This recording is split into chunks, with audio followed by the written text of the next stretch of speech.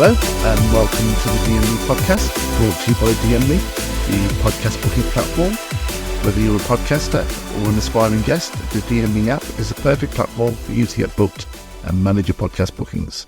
I'm your host, Sukh Hayre, the founder of DME, and on this podcast we'll be discussing the latest news and views in tech, the ins and outs of entrepreneurship, and even dipping our toes into the adrenaline-filled world of mixed martial arts.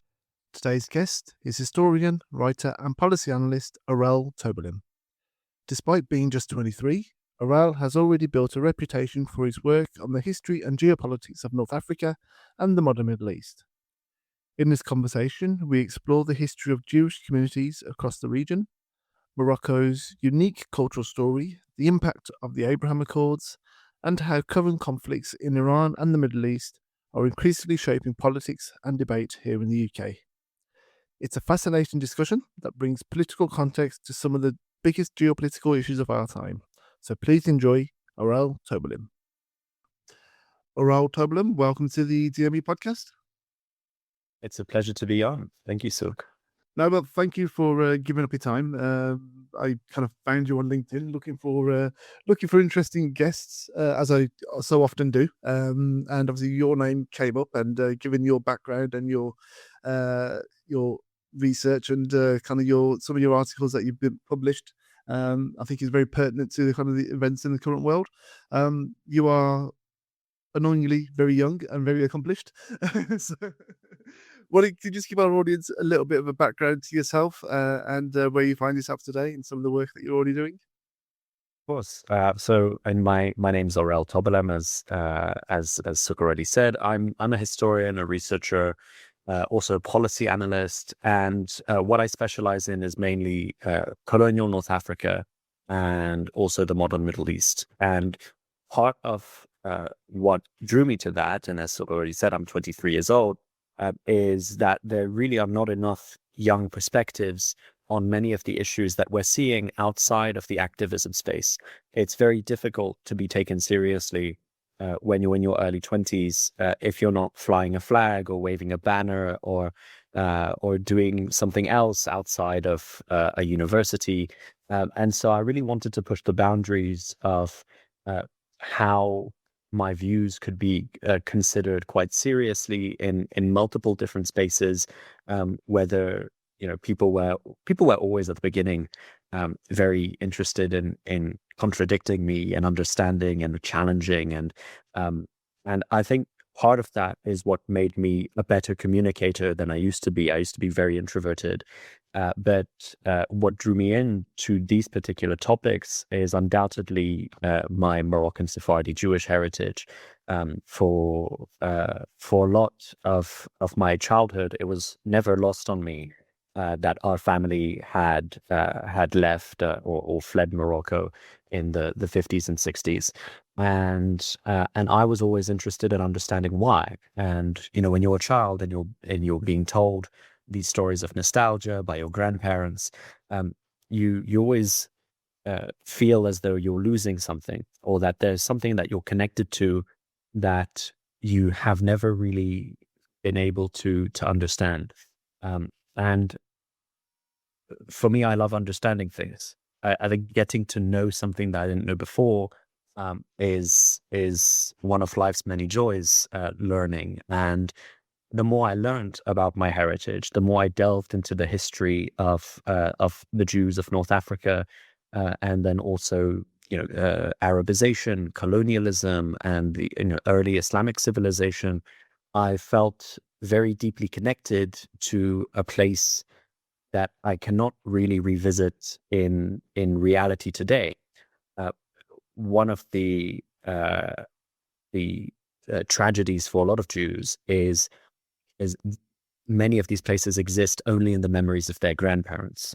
I am very fortunate today to have a fantastic relationship with the Moroccan government, but that the Morocco that my grandparents left is not the Morocco that I would be going to today. And so I'm very interested, and always have been, in shaping the region and seeing how we can build bridges between people. And that's what I've specialized in. That's fantastic. I mean, Yeah, I've always been a bit of a fan of history. I'm quite ashamed to say that up until maybe a couple of years ago, I didn't realise there were different types of Jews. I always Yeah. assumed it was the kind of the Ashkenazi Eastern European originated Jews, are the ones you obviously have in the UK and in the US. I didn't realise there were Jewish communities in North Africa, and I think the Sephardi and the Mizrahi is the other ethnicity. I don't know. Yes. Could you just kind of explain a little bit about those the differentiations between those ethnic groups? Although you're all Jewish, but you obviously all have a different. You'd have a different history. Yeah, of course. So I think sometimes there's a misconception around the differences between Sephardi, Ashkenazi, and Mizrahi Jews. Ultimately, they are one ethnicity, Jewish, and they represent one ethno-religious tradition. However, the critical differences typically are in pronunciation of Hebrew, liturgical arrangements, and oftentimes the languages that they would use to speak to each other. So, realistically, the differences in the understanding of the world between an Ashkenazi Jew and a Sephardi Jew were actually quite similar. But it's just the geographical trajectories that a lot of them went through that ultimately created those differences. Ashkenazi in Hebrew means German origin or the Germans.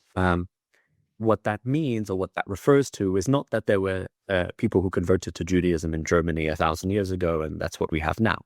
No, what it is that when there was an expulsion in antiquity of Jews from Jerusalem and surrounding regions by the Romans, many of them fled through Italy in search of other places, or they were actually forcibly brought back as slaves in many circumstances. From Italy, there were many who ended up in Germany, and from Germany, they ended up in Eastern Europe. And so the Ashkenazi world typically stems from East Germany to Europe, to Eastern Europe, and then into parts of Russia. And so that's where the Ashkenazi hegemony really is. The Sephardim, on the other hand, and I'll go into the Mizrahim in a bit. The Sephardim, on the other hand, were Jews who pretty much stayed in the Mediterranean and parts of Western Europe for the entire duration. So what it means is that even where there was a trajectory through Italy, many of these Jews ended up going through France instead of Germany, and ended up usually in Roman Hispania and later in medieval Iberia before the Inquisition. And so on. After the Inquisition, they go to places like South America, to Morocco, to Syria, Lebanon, and elsewhere in North Africa. But those are the main ones. The Mizrahim are a fairly new population when it comes to the exact terms that were used to describe them. Mizrahim means Easterner, as opposed to Sephardi, which means Spaniard. And Mizrahim were typically those who were associated with the lands of Mesopotamia and the Arabian Peninsula. And so Iraqi Jews, for example, were very rarely referred to as Sephardis, even though the liturgical and pronunciation based differences are not so stark between Mizrahim and Sephardim. However, it's a culture based difference. Ashkenazim, Sephardim, Mizrahim are all Jews. They're all considered Jews, and they are all technically part of one big family, if we can consider them that. But what matters is how the historical trajectory influenced their culture. Iraqi Jews always saw themselves as Babylonian Jews, and then Mizrahi.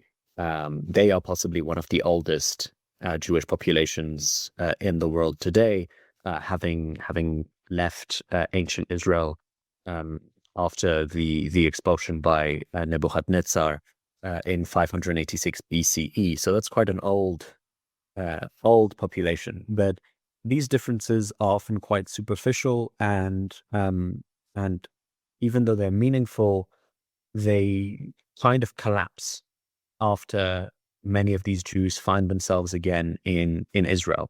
And the delineations that we used to use for Jews based in different geographies now are kind of falling apart in a post-Israel world. It's which is natural. Once Jews come back to Israel, they're just Jews. They're not really Ashkenazi or Sephardi or Mizrahi. There was initially a culture shock, and I'm going to get onto that in a moment when we move on to different parts of the conversation. But nowadays, most of Israeli culture is a really beautiful, I would say, fusion of thousands of years of historical trajectory and culture building. Awesome. So, thank you. I was always trying to learn the differences. So you've just given me a crash course. Perfect. So a few hours of YouTube videos. That's good. So I think we're all familiar with the kind of the story of the Jews in Europe and the persecution over centuries, effectively, culminating obviously in the tragic, horrific events of the Holocaust. But I think, what's the story of kind of the Jews in those Arab countries, in Morocco, in Mesopotamia, or modern day Iran, Iraq, sorry, and has that history been taught? Because I'm not overly familiar with it myself. Yeah, of course. I mean, for a lot of Jews, especially in this country, don't particularly like it when I say this, that I think that modern Holocaust education does a tremendous amount of damage in practice to understandings of what Jews are. Largely because one of the issues that we have is that we teach children, across our schools about the Holocaust without ever teaching them where Jews come from.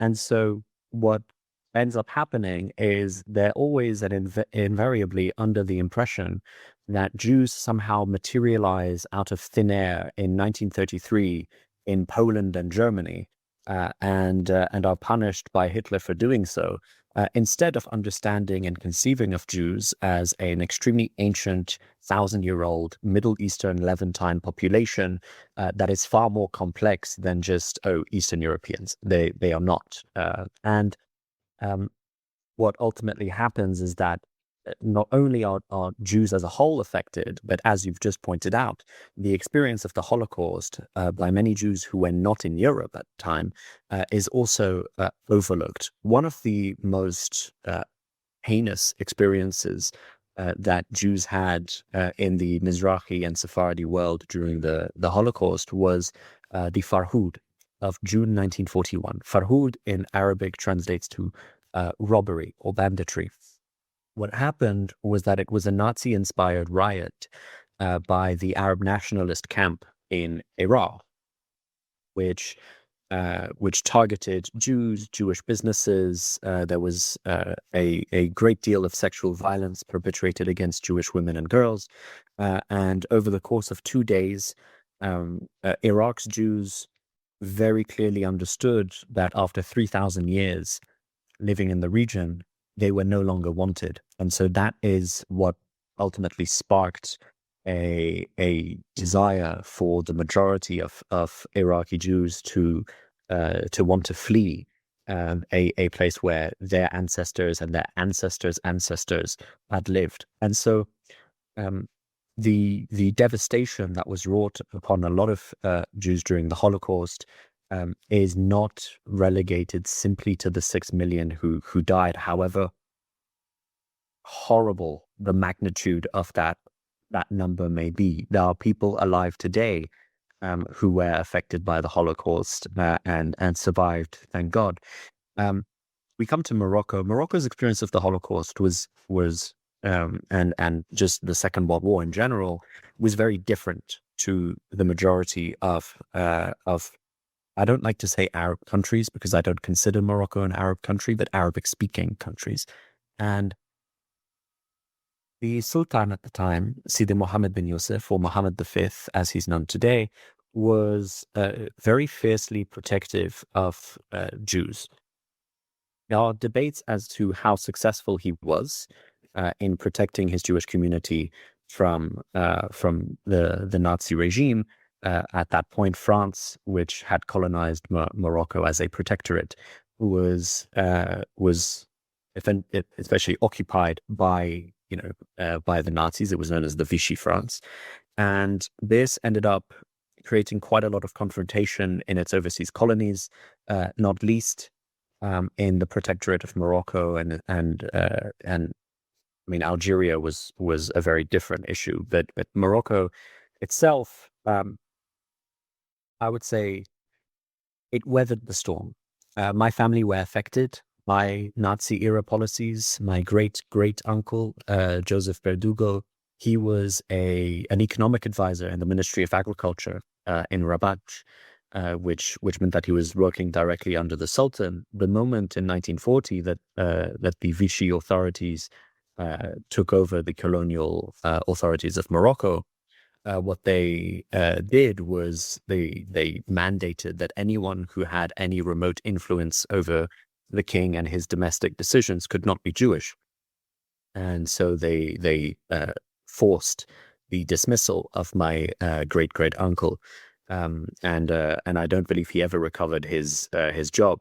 That overall, the Jews of Morocco were able to survive. There were, at the very least, 250,000 of them post 1950. Now there's far fewer today, about 5,000, but that was not, I would say, because of the policies of the Second World War. It was because of very different factors that ended up happening afterwards. That's overall. Yeah, sorry, I was going to say that's quite the reduction in numbers, isn't it? So it's you hear the narrative about how post-Islamic conquest, how the subjugation of Christians and Jews throughout the Middle East occurred, and obviously the populations dwindled or either converted or fled. So what was special about Morocco that the Jews, was it simply because the leader, the Sultan, had his own motivations and didn't share those ideologies of the caliphs throughout the other regions in the Middle East? That's actually a very good question. Part of what makes Morocco so unique as a Muslim country is that it was never part of the Ottoman Empire, and as such was never really Islamized in the way that Ottoman lands were Islamized. Part of what the Ottoman Empire did post the Islamic conquest was it mandated the observance of Islam for anyone who was not Jewish or Christian within the borders of what was an absolutely enormous empire. And what that did was it eroded a lot of pluralism that otherwise would have been enjoyed by populations in the region.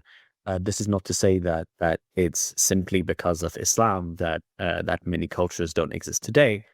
However, the Ottoman Empire played a crucial role in erasing the pluralism. Now, of course, that history is kind of whitewashed because of the 18th and 19th century reforms that the Ottoman Empire did to try and recover or restore what little pluralism it had left after understanding that sometimes reducing diversity to the extent that it did is not very good for maintaining productivity on a massive scale, or certainly not a massive imperial scale. But coming back to Morocco, again, it was never formally colonized or expanded to in any real meaningful way. The Islamic conquests, of course, did happen, but it's not as though hundreds of thousands of Arabs came and settled in Morocco. That is certainly not what happened. Morocco's indigenous population, first and foremost, are the Amazigh, or Imaziren, as they call themselves. They were historically referred to as Berbers. They are very, very different people. And for them, Islamization was a trade-off for Arabization. Morocco became very highly Islamized, but the Arabization of Morocco, in that the majority of Moroccans were expected to speak Arabic, didn't actually start happening until the late 19th and early 20th centuries. Morocco was a very linguistically diverse country for a long, long time, and most people grew up speaking at least two languages in Morocco, whether they were Jewish or Muslim or anything else. And so that has produced an environment in which Morocco was the crossroads of the Western Mediterranean. And it became absolutely critical as a vantage point onto both the Mediterranean and the Atlantic So Morocco has always been strategically very important for a great number of people, but it has never allowed that importance and the competition surrounding it to erode its character, which is something I very greatly admire. Yeah, I think there is a lot of probably confusion over what is Arab culture versus Islamic culture, and you do see certain instances where there's communities who adopt Arab culture and Islam at the same time and become. I mean, I'm thinking of kind of Sure. African countries who kind of Sure. date back many millennia, but they see their cultures of those areas that have accepted Islam. They become very Arabic in terms of their dress and the language, etc. But hang on a second, but he's kind of thinking, hang on, you guys date back a couple of 100,000 years before Arab culture, Islam came about. So have they completely lost their thing? But yeah, it's a fascinating. We could kind of go into history all day long. I think I'd be more than happy to talk about that. But transforming or coming forward into kind of the 19th and 20 and 21st century, as we are now. See, I'm much older than you, therefore we have to kind of refer to the centuries a little bit differently. I still remember the 20th century. So we talked talked a little bit about Morocco and its relationship with moving on to its relationship with its neighbours, particularly Israel. I think during President Trump's first term in office, they brought about the Abraham Accords, which was from my layman's understanding, was an attempt to kind of get some kind of uniform understanding or a common understanding between previous what we consider conflicting cultures. How's that transformed anything or any relationships that Morocco has with its Israeli neighbors or even its Arab neighbors? Of course. I mean, look, I think part of what people understand or in fact misunderstand about the Abraham Accords is that it was not based on reconciling enemies. What it was on forming and formalizing relationships that already existed to some extent. The idea that Israel and the UAE, for example, just decided to wake up one day and declare, that everything was fine and that they were friends after being divided over the Palestinian issue for nearly 100 years, is misled at the very least, or misconceived. And Morocco and Israel certainly are a much closer case. Morocco actually used to have diplomatic relations with Israel prior to this Abraham Accords craze. But what happened ultimately was that because of wars that were started between the IDF and the PLO in surrounding areas, especially Lebanon, what happened was that those diplomatic relations were eventually ruptured to the point that there was no perceived use in publicly having them, and the Arab League would have punished Morocco for continuing to uphold its diplomatic relations.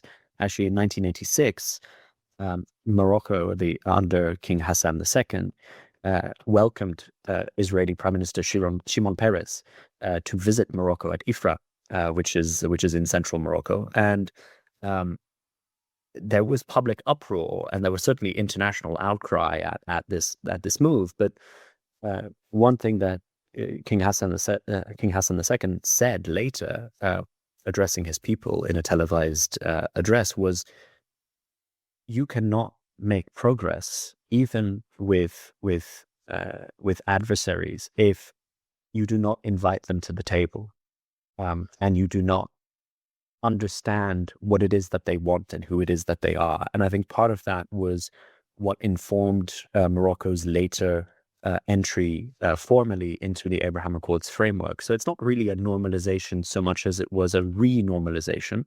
But I can understand that for the UAE and Bahrain, and it was an incredible step in the right direction. And I would say that most of the countries that joined the Abraham Accords framework, and now lately Kazakhstan, have really reaped the rewards. The trade, the tourism, the defense, the culture exchange. I think that it's one of the most remarkable models of regional integration that we have today. Has it come? Certainly with its challenges, of course. But I would say that were it not for the Abraham Accords, Arabic-speaking countries or countries with a deep investment in the advancement of Muslim populations in now the West Bank and Gaza, uh, would have had very little sway over Israeli policy during the Israel-Gaza war. And so as a case study in how to deal with your neighbors, I would say the Abraham Accords is fantastic. Awesome. I think it's certainly a move in the right direction. You can't be enemies forever, right? It's, Of course. classic phrase, an eye for an eye, leave the whole world blind, right? So it's Exactly. the region has survived for thousands of years. It's going to need to survive for a thousand more, and the competing parties need to talk to each other. But unfortunately, we do still have conflicts and wars raging in more contemporary times. So how does Iran fit into that picture and the current conflict that's going on between the US and Iran and Israel? Gosh. Well, Iran could be its own masterclass, to be honest, I have to say. Well, Understand. you are a young prodigy, or also the challenge is upon you now. Look, I mean, I think being very read up about these issues is important for anyone who wants to understand what's going on. I will always appreciate and engage with people who can criticize or advocate for any side of an issue, so long as I understand that they're holding those beliefs from conviction. What's going on in Iran is uh, highly concerning, but it requires an understanding of the ideology that drives the Islamic Republic. Uh, After the 1979 revolution, the constitution of Iran was amended to reflect a policy based on the ideology of Khomeinism. Khomeinism is one of these diabolical um, reinterpretations of Shia Islam and the fusion of it with revolutionary leftism, which in effect endorse suicide bombing and self-annihilation so long as they are committed against supposed imperialists.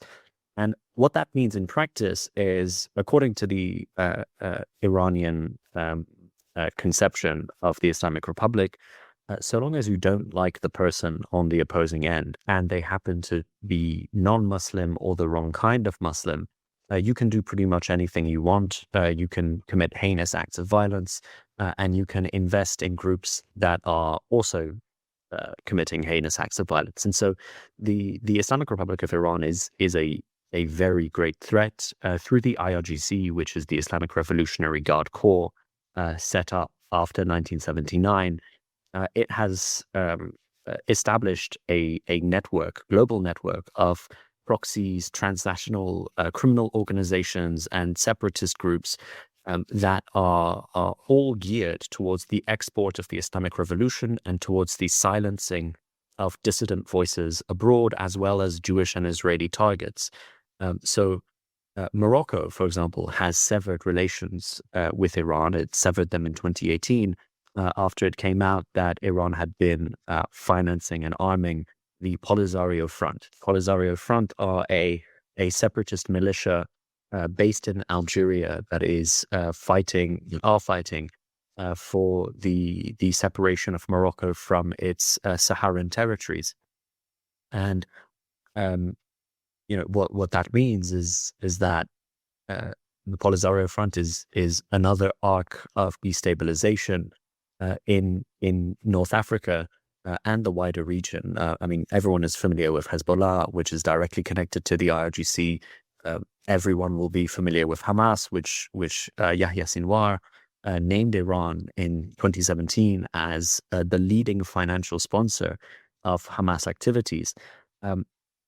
What matters here is that this problem is bigger than Israel, the US, and Iran. The problem extends towards the entire world. The IRGC has a track record of financing criminal gangs in Sweden and in the Netherlands, and it doesn't show any sign of stopping soon. At the same time, it's gunned down tens of thousands, possibly 100,000 of its own people in the space of 2 months, as they were protesting not only against the regime, but also against its economic policies, which have led to hyperinflation. People are completely unable to afford basic necessities. They can't even afford to buy cooking oil. And what has happened is that these issues have been boiled down to Israel versus Iran when it's so much more complicated than that. Yeah, I mean, one of the things that kind of surprised me, shall I say, in the conflicts that was just over a week ago, isn't it, is that Iran started attacking the Arab countries, the UAE, Oman, Bahrain, and obviously Saudi bases as well. And I think the excuse was we were attacking US bases in those regions, but then you're hitting high-rise buildings. You're like, I don't think there's many military installations or warplanes that are sitting in those buildings. And initially, I was kind of very surprised, but I think it just went to prove the narrative prior to that, back in late 2025, etc., of the regime's a little bit crazy. Why would you go attack your potential allies in an effort to sit back at the US and Israel? But then I did think about it a little bit deeply and kind of thought, well, is it a strategic move? If you cause a little bit of pain on the your Arab neighbors who are putting their pennies in with the US and Israel to kind of provide them security, if they no longer feel secure, perhaps that applies pressure onto the US and Israel to say, leave these guys alone, please. This is costing us money. Well, look, I think the Islamic Republic has a track record of sanctioning terroristic state violence. And part of the ways that it has done this is, of course, in financing Hezbollah, which daily oppresses the Lebanese people while firing rockets into northern Israel. It financed Hamas, which for years was launching waves and waves of rockets and other incendiary devices at Israeli civilian populations. One of my earliest memories, for example, is being in Israel. Maybe I was 4 years old, 5 years old, and during a wave of Hamas rockets in Ashkelon. And this was before the Iron Dome, where if rockets were launched, you knew that they were guaranteed to land. And so, the idea is that the Islamic Republic, which has for decades financed such groups deliberately to target civilian populations, would then be somehow incapable of seeing in civilian populations elsewhere legitimate targets, is beyond belief. I would say that actually it's deeply strategic for the Islamic Republic, but it also reflects a growing desperation. They know that the more they bombard strategic targets in the Arab countries, the greater the likelihood of opposition there will be to protracted conflict. However, that bet is seriously not paying off. The entire GCC, or Gulf Cooperation Council countries, including Qatar, which for years enjoyed exceptionally warm relations with Doha's murderous leadership, with Tehran's murderous leadership. I mean, those relations are completely fractured. There were reports that Qatar was actually bombing targets in Iran, that there had been exchanges of strikes between the two countries. There was a phone call that was made between the foreign minister of Qatar and the foreign minister of Iran, which was particularly tense. I think that the Islamic Republic is finding itself alone and isolated, and it has threatened and distanced itself from just about every single friend that it could possibly make at this stage. I don't see its lifeline being so long right now. I think that there are real chances that if there is no outside intervention from China or Russia, the regime will simply continue free falling until it collapses. Yeah, I think the fear, I mean, natural biases, I'm quite anti-war, and I don't like seeing people die unnecessarily for economic wars or religious wars, whatever the actual underlying factors may be. But when you've got a failing regime and a desperate regime who are ideologically motivated, they can do desperate things and crazy things, which I dread to think what the actual consequences of that could be. But moving more contemporarily, or moving into kind of UK and how these kind of global issues are playing themselves out in the UK right now. we do seem to have those same fractures and same opposing sides lining up against it. It's just my enemy's enemy is my friend type scenarios with many political movements. I think we've seen the election of the Green Party in Gorton Denton, the latest by-election, and that was very much on a ticket of foreign influence. It wasn't about local issues and the bins getting collected and the potholes being repaired. It was fought over international issues.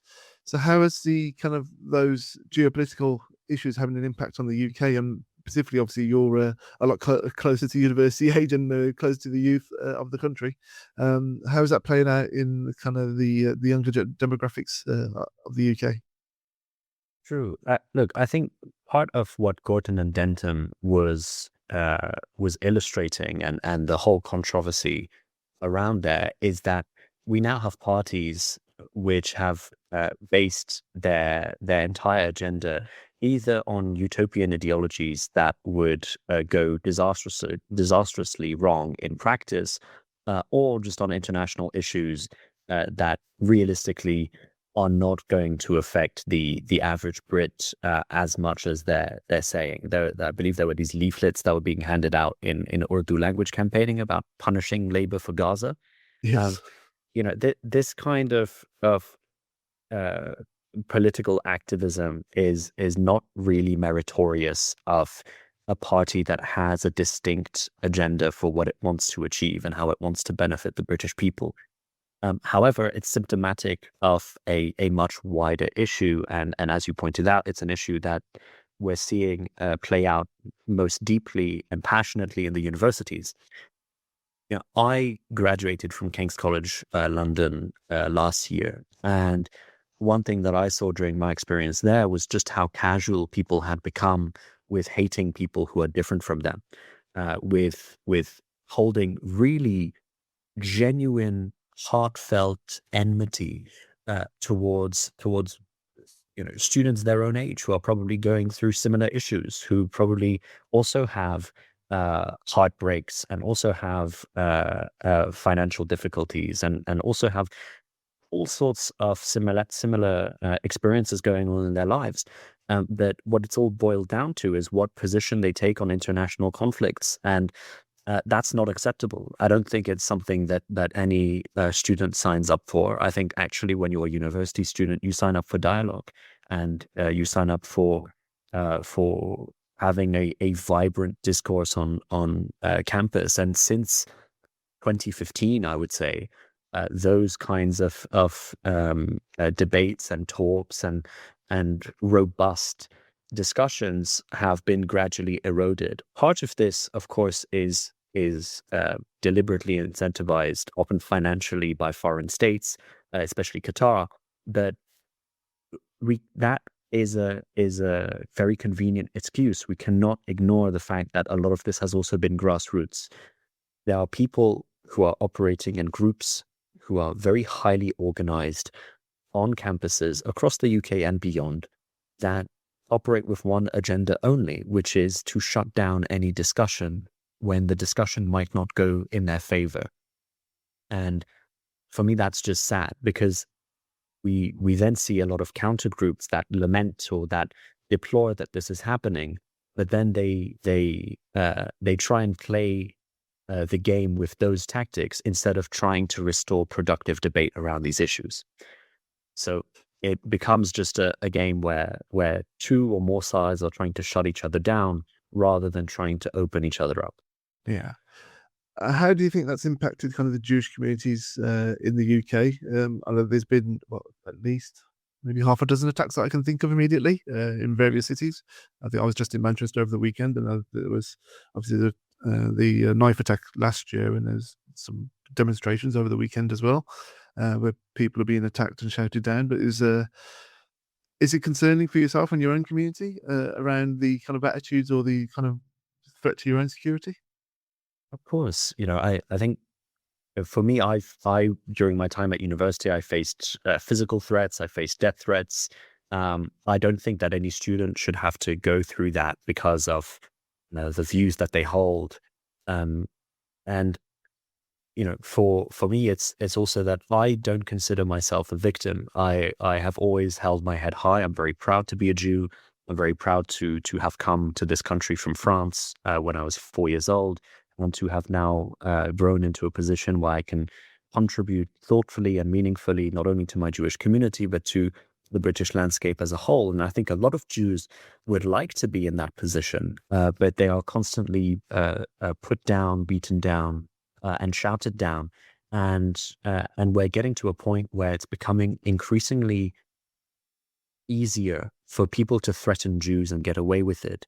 And that's a really disastrous position for any country to have, largely because Jewish safety has often been a litmus test for how well any society is doing, and that has applied just as well to Germany as it would to Morocco, as it would to Iraq. And I think what we lose when we